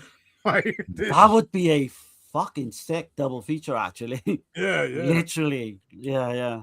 And then Petite says, Shout Factory has a Mario Bava collection for $159. It says it has both versions of Evil Eye. Okay. With maybe 10 other movies, but it doesn't look like it has Rabbit. No, I don't. It don't. That's the box yeah, set that's this one here. This one here. If you don't own many of the films, it's definitely a cheap way to get. Like I said, this is not horrible, but after you see the Rabid Dogs cut, you're gonna want that more. And it appears like there's only like a difference of like 1 minute in the running time. So I mean, and it's got a commentary. A lot of those movies I think have extras. So it's the pacing of the edits, it's the way it's edited, and the score is the main thing. What Bava was going for, you know what I mean? Okay. Yeah. The change of fucking Cipriani's score fucked it all up big time. So I'm lucky. I saw the Yeah. Evil Eye version of Girl Who Knew Too Much, but I got to see the original Rabid Dogs version. So okay. Yeah, there's a compromise there. I definitely yourself and your girlfriend, I would say definitely gotta see the Girl Who Knew Too Much original. Oh, definitely. And then do that if you can and let us know. Oh, obviously when you come back on, we can have a chat about it as well. Oh, absolutely. It's like night and day. It really is. Let's see. Fat Pig says, "Sup, all? What I miss? Oh, you missed the whole show. Let's see. I absolutely love George Eastman in anything, but this might be one of my favorite roles of his. Yeah, it's up there. It's up there. I probably like him more in It's probably Absurd. He's Absurd and Anthropophagus are my top 2, but this is not far behind. Absurd. He's fucking out his. I mean, he's out his mind in both, but I don't know. Let's see. He changed. Petite says he changed with not killing the guy with the grapes, but as soon as his father was mentioned, he wanted to go back and kill the guy. Ain't it weird? Like, I know you. Sorry, I don't want to jump in because I know you're reading off the comments, but it's weird. When they bump into the back of the car, they become like normal. They like giving money to the guy. The guy's trying it on a little bit, trying to get more money out of them. Right. And you wouldn't think, I know they don't want to kind of do another killing spree because they don't want to get noticed. But they're trying not to draw more attention. Yeah. Sorry, Dirk, go on. It's all right. Jessica says, even though this film is grimy as hell, it's so stylish. Also, Frankenstein 80 is a banger. I need to see that Frankenstein 80. I am aware. Yeah. I haven't seen it. Yeah. I haven't seen it either. Let's see. Personally love the twist. I do too, man. I do too. One of the best. I didn't see that shit coming at all. No. No. I can't say you could foresee that coming. All right. We got Chris in here. What's going on? Hey, what's up, Chris? What's up, man? Let's see. Yes, he was going to be a part of the 70s Kong. He refused. Yeah. He did, yeah. because Blood and Black Lace is Arrow and others are Kino. Yeah. Yeah. But yeah. And thanks for subscribing, Eddie W. Yeah, absolutely. Awesome. Some new faces again in the chat, which is good. Mm-hmm. Yeah, man. But yeah, Mario Bava, what he brought to the Italian film industry and horror in general, like my personal some of my favorite films are from him, man. For sure. The style, the tone, I mean the artistry, the matte paintings, the special effects, the cinematography. I mean, he's a fucking wizard, man. Like I said earlier, I mean, Mario Bava, I thought, like, don't get me wrong, he's in my top 10 directors of all time, and I've always loved him.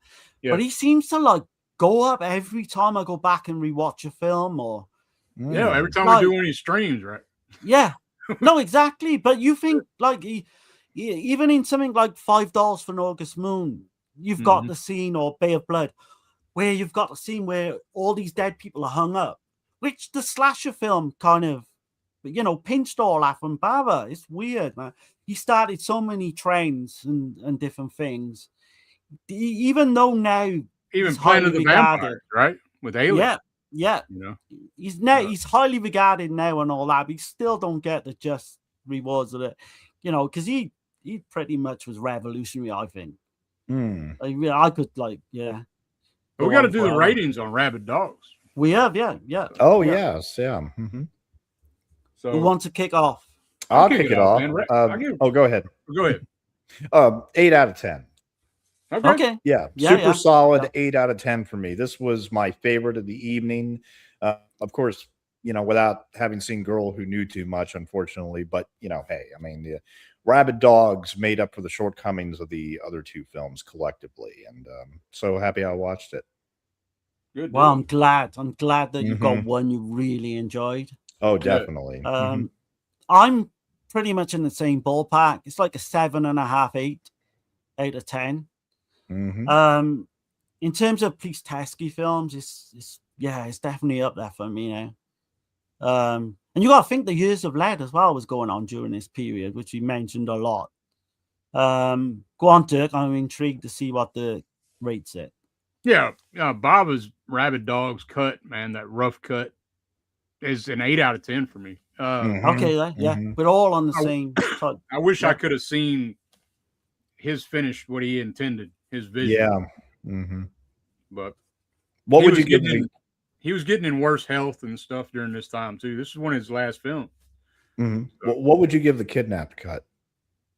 The Kidnapped cut, man, probably a 6 out of 10, just because the score is not as good. The way it's paced, the way it's got to over fucking explain shit, that pissed me off. I don't like being over explained on shit, in a film. I think that's the main thing I got gripes about it. So, but no, we all for me, obviously, Girl Who Knew Too Much is the best one, but Rabid Dogs again, not far behind. That was enjoyable. I always enjoy doing the Italian stuff anyway. Like reading up and all that, doing research on the films. And we got loads more to come, haven't we? So we got like 4 weeks of Jolly films to come as well. So yeah. I don't know if you guys quickly want to show off anything that you've got in the last couple of weeks, or what have you? Yeah, we can do that. Hold on, I haven't got much. I've got like 4 or 5 things. Yeah, I got a couple things over here that I recently got in. So I know Dirk had a few. Well, I'll be right back. But yeah. Yeah.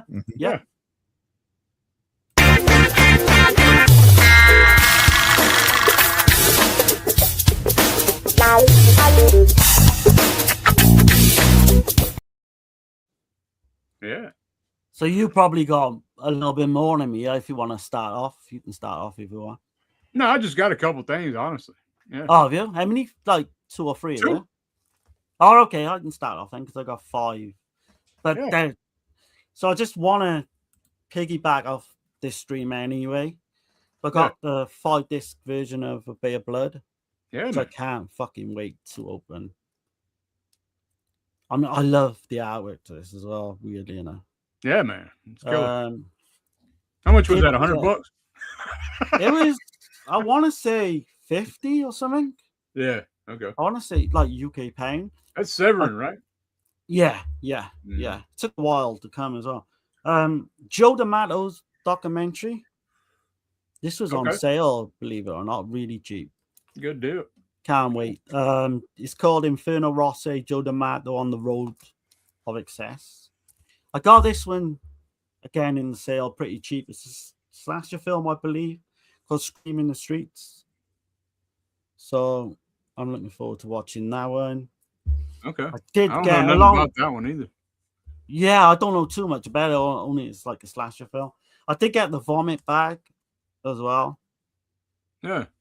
To Bay of Blood. Okay. And last but not least, the latest edition of Dark Side, which I love the cover on here as well. As you've got Tower of Evil, the UK slasher film. You know, look at the artwork on that, man. But I mean, I've waxed lyrical about these editions. I mean, you can see the quality, and there's always something like Italian, or there's always something that I like in here.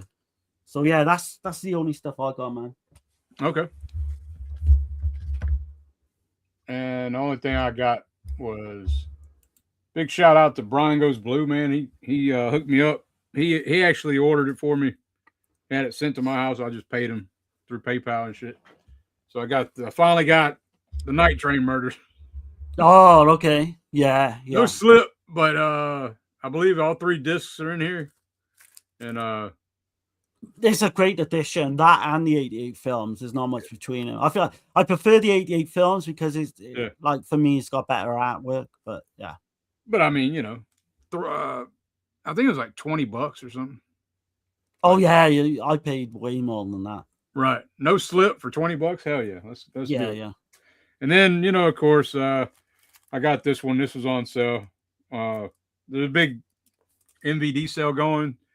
So I just got it off of the Amazon. It was like $23, I think. And that's Rats, Night of Terror, 4K. Oh man, I got the 88 films version of that. Yeah. I watched it once, man. It's fucking bad, but it's entertaining. Yeah, man. It's so bad it's good. Yeah. But yeah, that's it, man. That's all I got recently.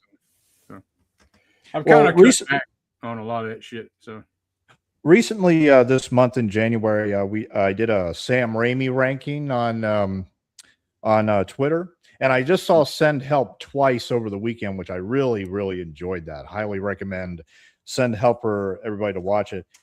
Just a few here. I picked up this one right here called Crime Wave.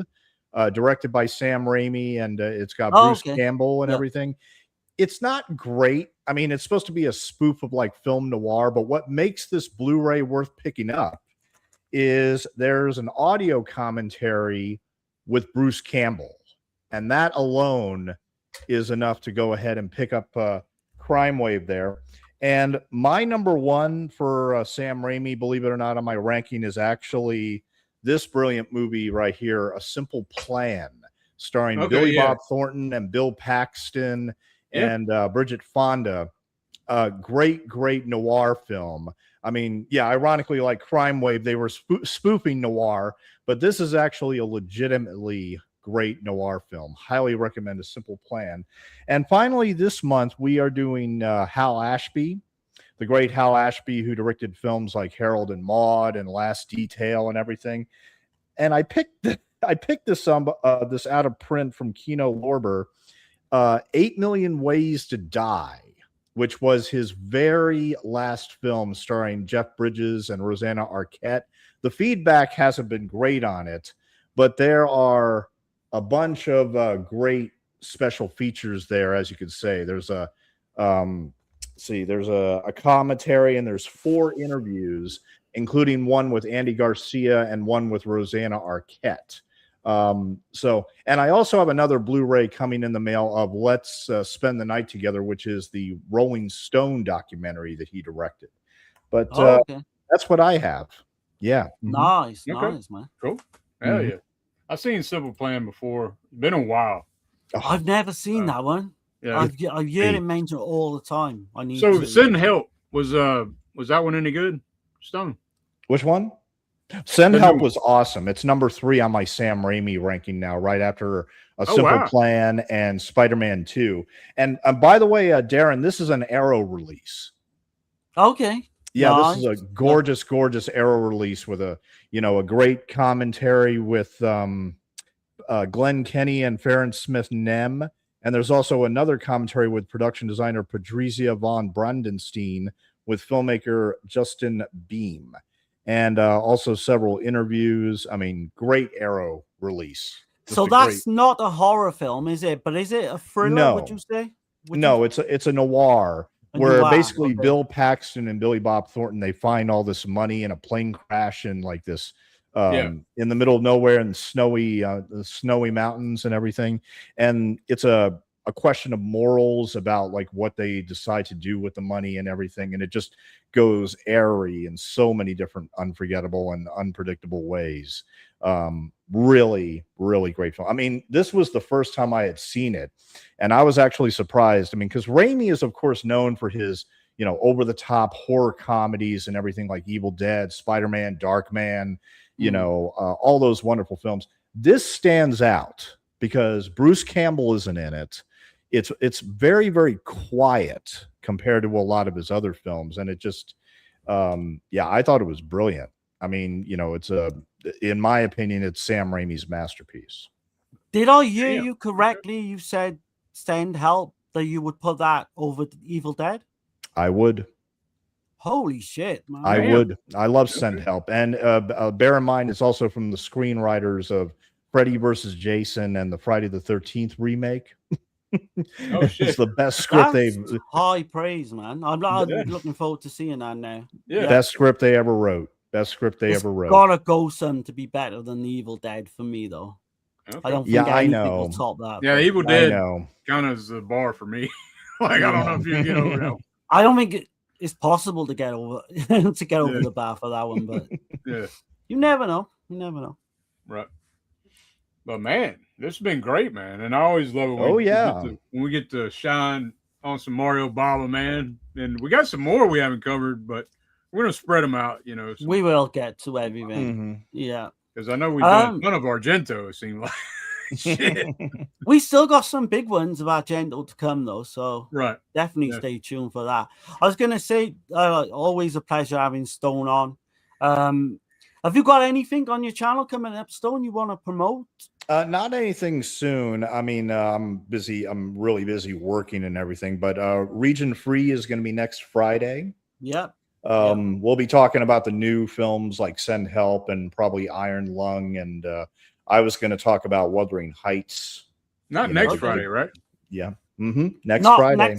Not this Friday, but next Friday on Friday the 13th. Yeah.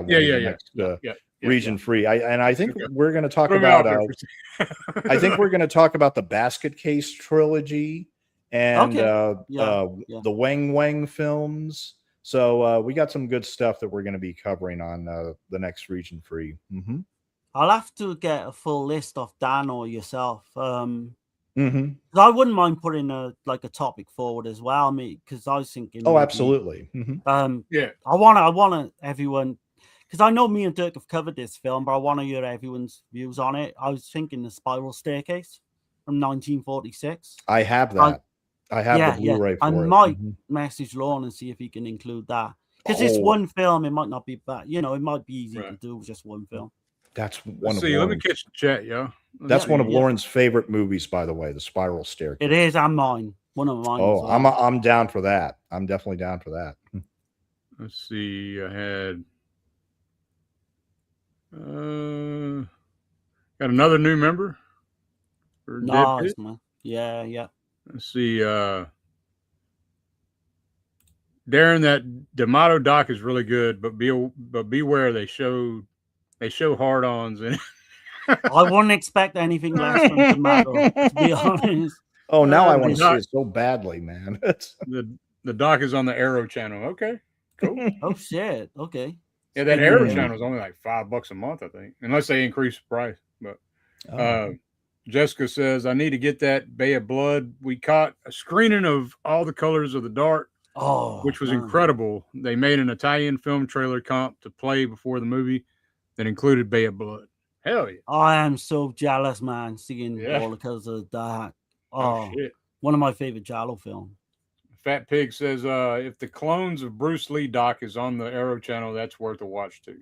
Hell yeah. Okay. I'd check that out for sure. Mm-hmm. Mm-hmm. Tex says, I bought the box with that in it. The doc is incredible. Hell yeah. Such a travesty. What happened to Shaw Studios? Nothing left but rubble. Fat Pig